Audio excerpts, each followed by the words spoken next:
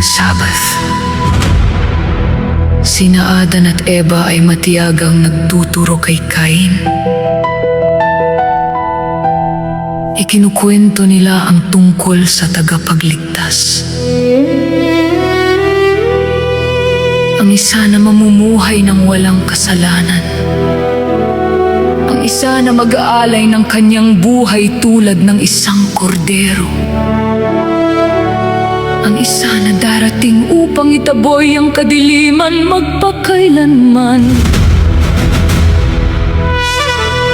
Minsan ay naaantig ang puso ni Cain, ngunit kadalasan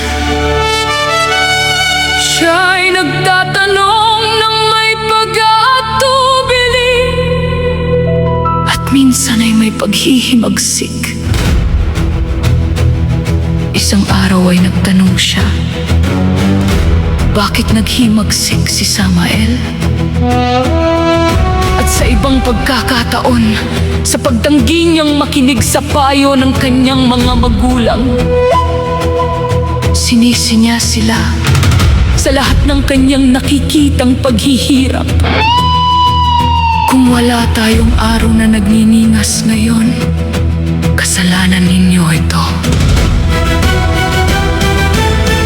Habang siya ay lumalaki, madalas niyang pagmasdan ang malayong Eden, at sa kanyang puso ay sumibol ang mga pangarap ng pakikipagsapalaran.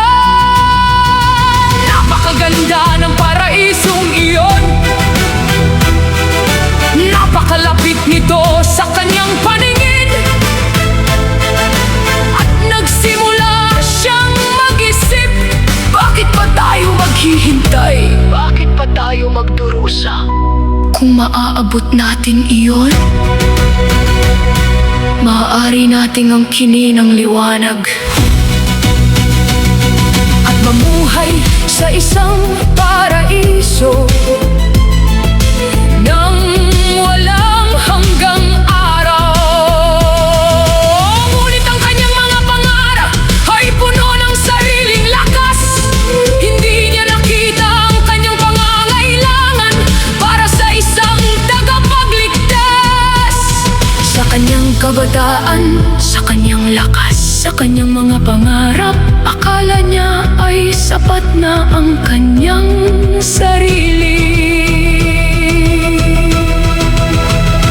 Araw-araw, lumitaw sa kanyang harapan ang mga pagkakataong kumapit sa katotohanan. Araw-araw, tinatawag siya ng pag-ibig ng Mama, ngunit isa-isa niya itong tinanggihan. At habang lumalalim ang kanyang pagdududa, nagsimula siyang magtanong kung tunay ngang umiiral ang alahai ay Yahweh,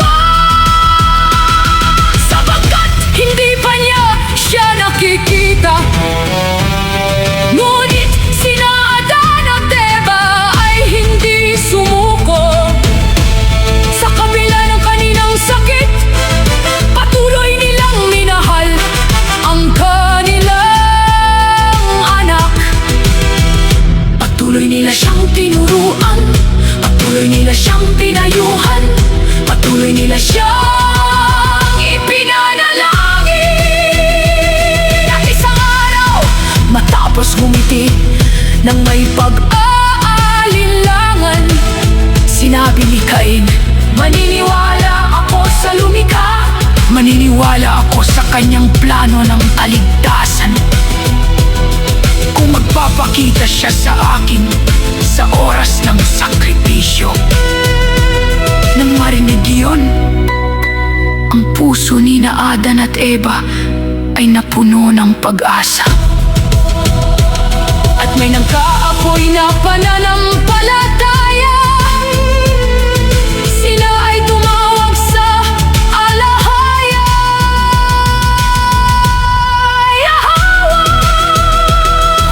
Marahil ang kanyang nakikitang presensya ang makapagliligtas sa kanilang minamahal.